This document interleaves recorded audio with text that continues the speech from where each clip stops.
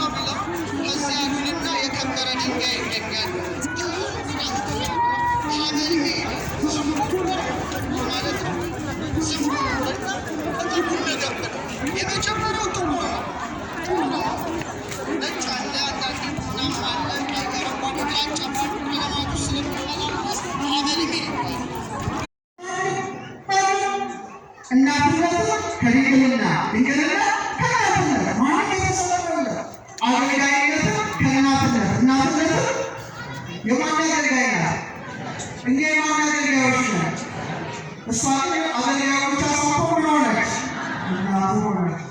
ድንግልና ከወተት ጋር ወተት ከድንግልና ጋር ለማንም የማይሰጥ ያቺ የባህል ኩቺ ማለት ነው። በጣም እንደምታበራ በጣም ነጸብራቅ እንዳለ ከቅዱሳን ሁሉ በቅድስና የበላችሁ ማና ድንግል ማርያም ብቻ ናት። እና ስለዋለ እንቁዎች ከአሳ ሆድ ውስጥ ይወጣሉ። ቅዱስ ያሬድ ግን ለይቶ በምን አይነት እንቁ መሰላት?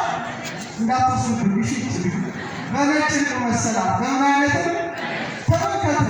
ያቺ ነጭ በአሳ ሆድ ውስጥ እያለች በደፈረሰ ባህር ውስጥ እያለች የደፈረሰው ባህር የእሷን ንጽሕና ያጠፋዋል?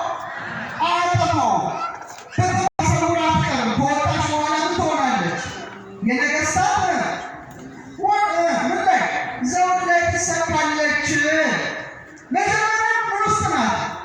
አሳ ሆድ ውስጥ፣ ጸጥ ያለ አሳ ሆድ ውስጥ። ድንግል ማርያም ሕይወቷ ይሄ ነበረ። የጸጥታ ሕይወት፣ የአምልኮ ሕይወት።